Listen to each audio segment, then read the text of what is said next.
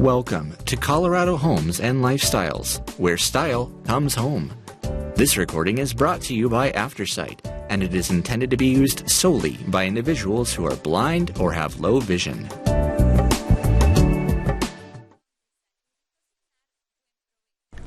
Thank you for joining us for the March-April 2022 The Mountain issue of Colorado Homes and Lifestyles. My name is Jerry Gingras. Style Star Rising. In her new book, designer Andrea Monath Schumacher reveals how to live your best life in every room of the house. Story by Catherine O'Shea Evans. Andrea Monath Schumacher knows how to live large, so well in fact that the phrase became the subtitle of her first monograph, Vibrant Interiors, Living Large at Home.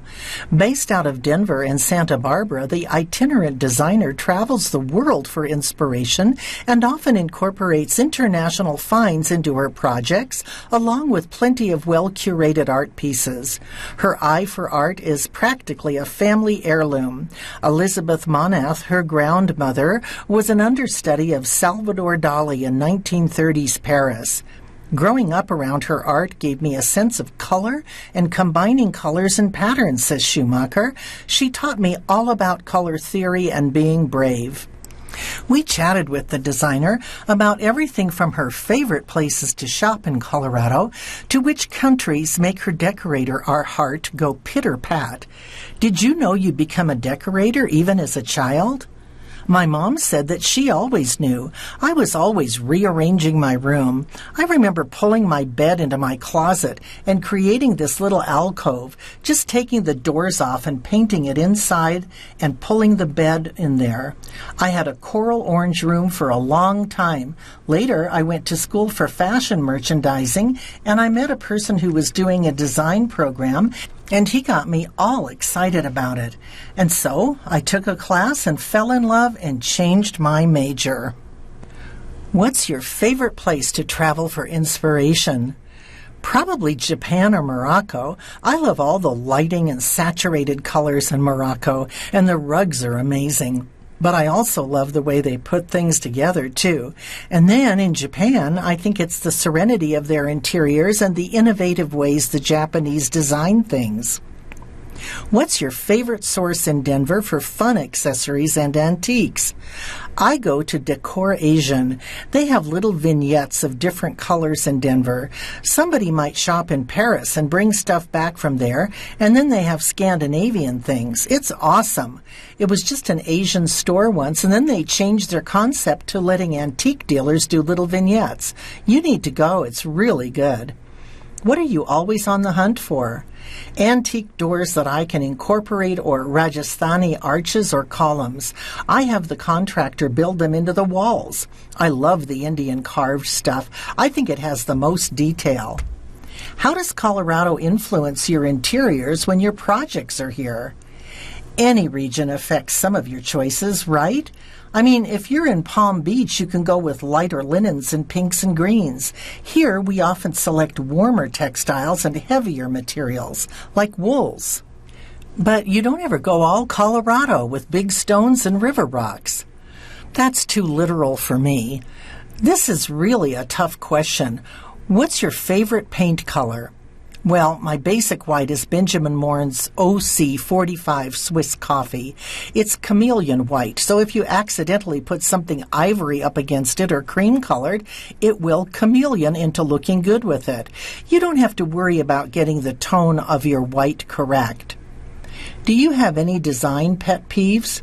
Forgetting the ceiling is one of them, using gray on gray on gray. If someone's nervous to use color, where do they begin? I would say start in a smaller room that you can manage, like a powder room.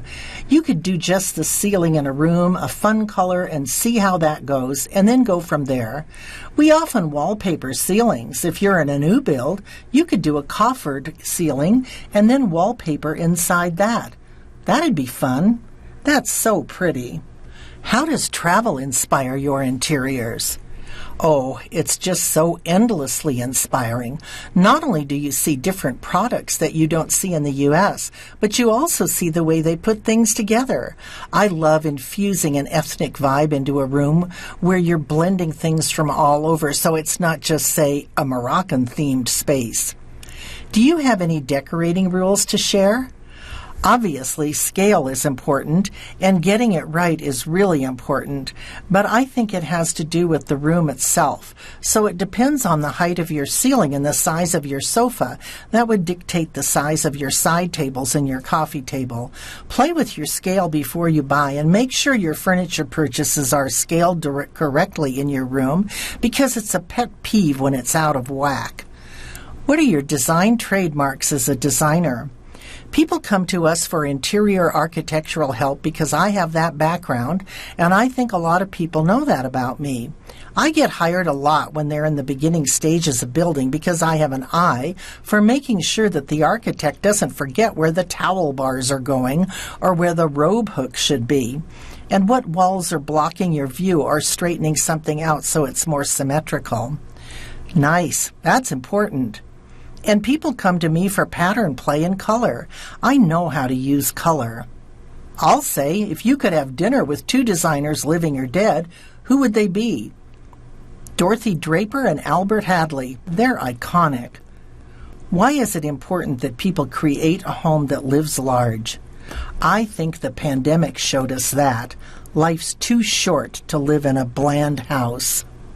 Fresh style, modern love. Kyle Webb shares his love of mountain modern architecture. Kyle Webb first came to the Vail Valley on a family vacation in 1977, and even at 10 years of age, he was enchanted by the beauty of the area and imagined a life there.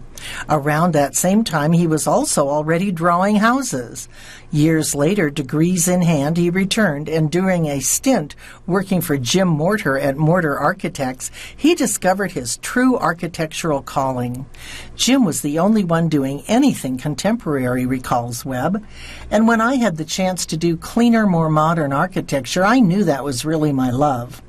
Since founding K.H. Webb Architects in 1999, Webb and his team have completed more than 100 projects in Vail, many in his signature mountain modern style, and have left an indelible imprint on the community. We asked Webb to share his unique perspective on designing and building in the popular resort town. What are some of the changes you've observed in everything from architectural style to building materials? When I first came here, everything was traditional Bavarian, and the materials palette was pretty much spruce, cedar, and some stone veneer. Anything modern was taboo, and now it's what everybody wants. As for materials, thanks to technology, we can now treat all kinds of wood so that it can last far longer in this harsh environment, and advances in window technology allow for 60-foot wide sliding doors that are energy efficient. We use tons of steel and metal in every project, as well as old standbys like copper. But unlike 30 years ago, we can cut things with lasers and make patterns and create unique, artful designs. What distinguishes mountain architecture? Mountain architecture is of the site and about getting something to belong where it is. Homes work best when they are designed to work with the natural land features, and we pay attention to the shape and character of the land and the location of features like mountains, water, trees, and sun. What are the challenges and advantages of building in the Vail Valley? The challenges are the same as everywhere in the high-end residential world. There aren't enough components available or enough people for construction, and it can be exhausting and very expensive to build. On the plus side, square footage is a commodity here, and if you do everything right, you will get your money back. There are still so many amazing building opportunities, and the happiness that accompanies the end results makes it all worthwhile. This story was written by Mindy Pantiel. Fresh Style, Style Maker, Amy and Joe Cavell. Parents of two teens and owners-buyers of Cherry Creek retail icon Lawrence Cavell share their favorite things. 1. Colorado artist. Joe, we're not really collectors, but a friend of mine, Jeff Shamus, director of the Vicki Myron Gallery at University of Denver, recently introduced me to Ian Fisher's paintings. I love his work and hope to have one of his pieces in our home one day. My parents, Lawrence and Kathy Cavell, have a still life by Kwang Ho, which is also beautiful. 2.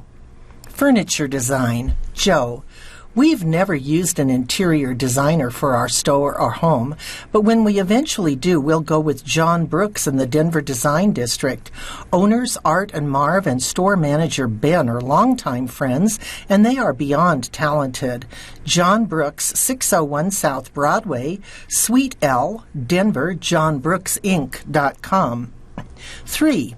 Retail store, Amy and Joe. We love shopping at locally owned businesses such as Homebody, Show of Hands, and Bloom.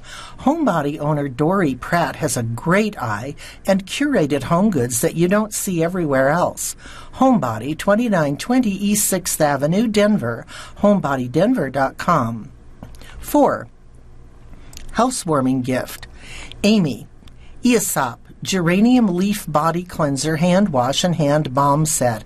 It's an easy gift that everyone likes and appreciates. Aesop scents are unusual and long-lasting. Available at Aesop, Cherry Creek Mall, Denver, aesop.com. 5. Skincare, Amy. I use IS Clinical, which I get next door from Vital. 2 of the products I use religiously are the IS Clinical Extreme Product SPF 30 and IS Clinical Moisturizing Complex. They are both lightweight and feel great on my face. Vital Medical Aesthetics, 251 Steel Street, number 100, Denver, vital.com. 6. Watch, Joe. I have a Parmigiani that my dad got for me for my 30th birthday from Oster Jewelers. Owner Jeremy Oster is also a huge Stones fan, so we get along well. Oster Jewelers, 251 Steel Street, number 101, Denver. osterjewelers.com. 7. Shoes, Joe. For casual wear, I wear Common Projects, mainly their track shoe. It's a retro running shoe, and I have it in a few colors. I also like Harry's of London slip-ons in the summer, mainly without socks. Amy, I love my Brunello boots for winter and leather platform flip-flops from the Row for summer. 8. Restaurants, Amy and Joe. We love everything about Satchel's on 6th. Andrew, the owner, and JP, Jean-Paul, his longtime manager, make an incredible burger, and their gazpacho in the summer is fabulous. At Table 6, we always order the duck confit, but you can never go wrong with the tater tots. Potager will always be one of our favorites. Eating by the garden in the summer or at the bar in winter brings back so many good memories. And lastly, Barolo Grill. Ryan Fetter runs one of the best restaurants in Denver.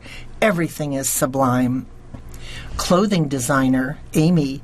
For dressing, I like Dries Van Noten because it's timeless, interesting, and unique. For casual, I wear Nell Loten and The Row. Both are easy and effortless. Joe. For dress, I wear Luciano Barbera, Caruso, or Elevanti. These brands can all be worn more casually, but for jackets, suits, and formal wear, they are whom I gravitate toward. For casual, I like Dries Van Noten, Officine Générale, The Row, and Acne Studios. They each have a cool aesthetic, and I buy them and wear them in a more minimalist manner. Fresh Style Trade Secrets. The designers at Stell House and Nome offer their take on mountain modern. Story by Alicita Rodriguez. 6 tips for stylish mountain design. Designers Sarah Tiedekin and Gina Silveri of Stell House and Home in Steamboat Springs, Colorado, know high-altitude style. But what exactly is the secret of mountain design? Layers. Just like the beautiful vistas of the Mountain West, which meld sky, peaks, trees, and valleys, mountain style layers materials. The right mix should create comfort, according to Silveri. It should feel like you're at home, relaxed, and in your happy place. It's almost like feeling you're on vacation. Stell House and Home offers these tips for creating your peak bliss. Number 1, design the space using your personality. Good designers should listen to what you like and pull those things together for you. Mountain design depends on the client. You want to end up with a style that is unique to them, Silveri says. It should be a delicate balance of keeping it personalized while trying to add mountainy elements, Tiedemann explains. Number 2, blend textures and choose organic materials. We use a lot of texture, Tiedemann says. Add pieces that incorporate contrasting materials, including leather, wood, forged iron, knotty cable knits, faux fur, animal hides, and wool. Wool became a mountain thing because people milled their own wool. It has a rustic, mountainy aesthetic. Number 3, choose hardy materials and finishes. When people come in from hiking and skiing, they track in mud and snow. Materials and finishes in mountain homes need to be tough. We need to use performance fabrics, Tiedemann says.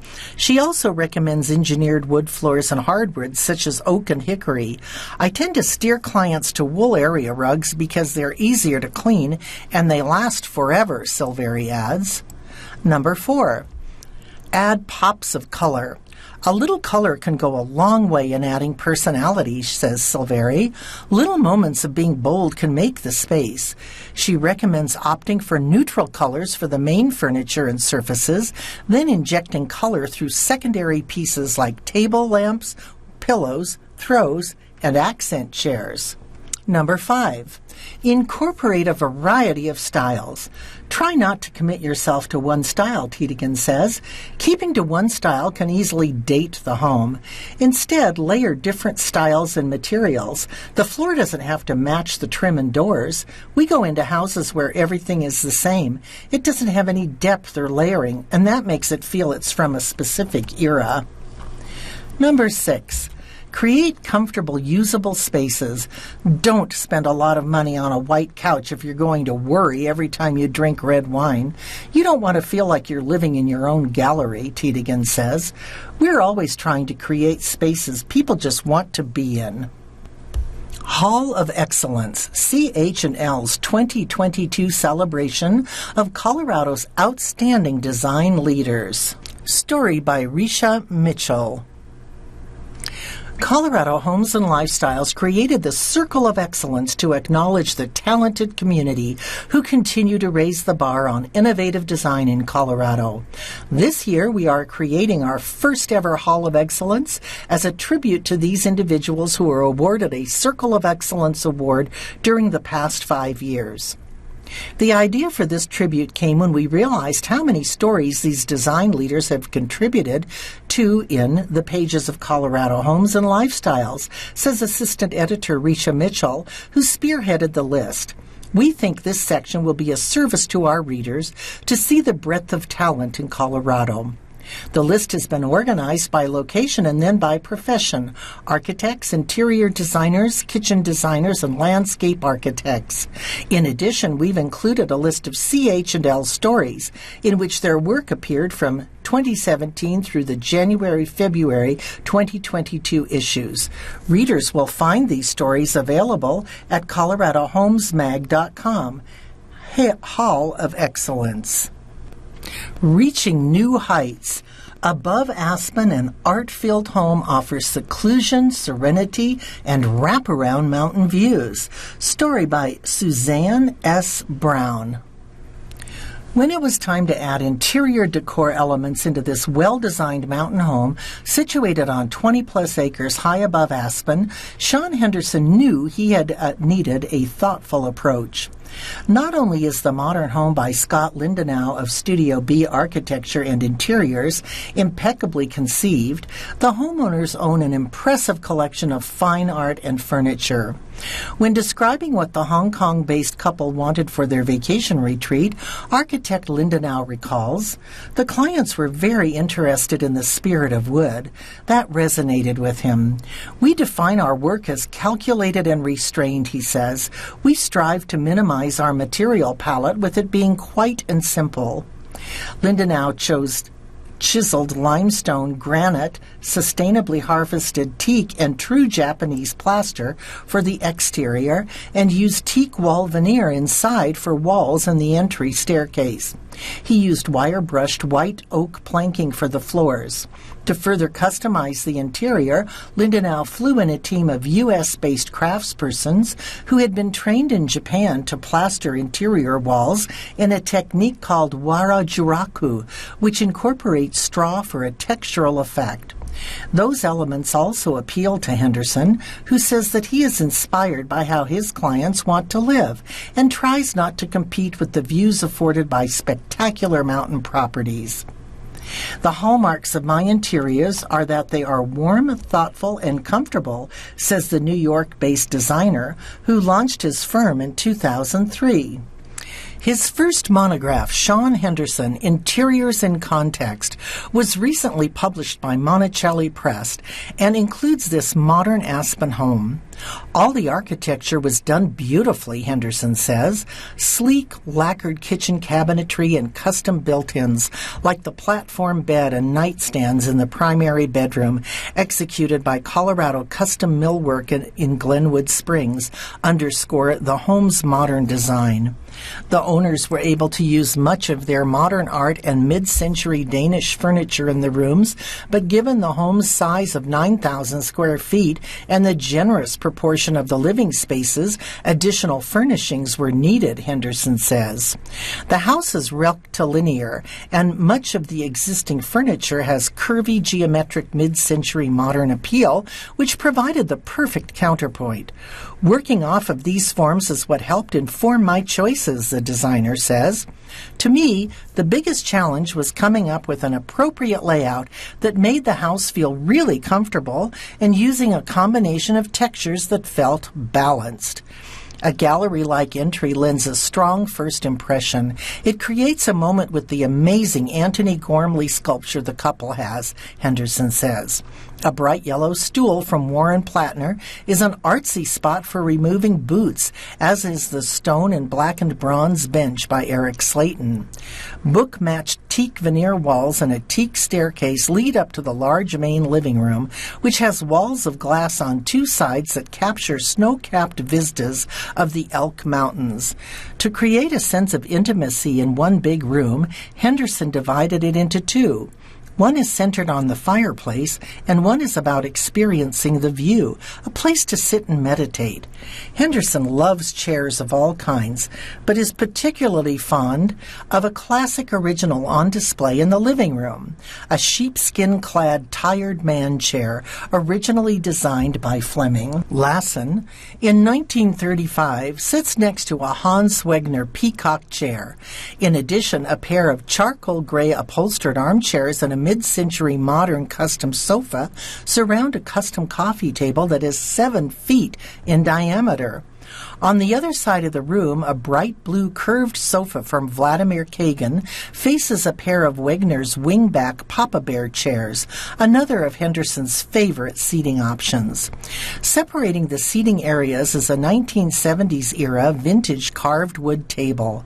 What I tried to do was mix in natural and organic materials and match the architectural finishes, the designer says. I don't want any of my interiors to feel too decorated. I want them to be balanced and serene. Another element uniting the room is a custom rug composed of multiple textures and layers. In a modern home with walls of glass, it's super important to make it feel warm by using soft, comfortable materials, Henderson says. The residence offers multiple spots for tranquility and reflection, including a meditation room with a fireplace, a cypress wood-soaking tub in the primary bathroom, and a rooftop deck with wraparound views of the mountains in the Castle Creek Valley. There is a sense of appropriateness to everything that is in the home, Henderson says. The design doesn't feel precious, even when rare or one-of-a-kind pieces of furniture are on display. Rooms can be very beautiful and yet livable and comfortable. Thank you for joining us for the Colorado Homes and Lifestyles March-April 2022 The Mountain Issue Edition. My name is Jerry Gingras. You've been listening to Colorado Homes and Lifestyles, where style comes home. If you enjoyed this program, please register for our free services at www.aftersight.org or by calling 303-786-7777.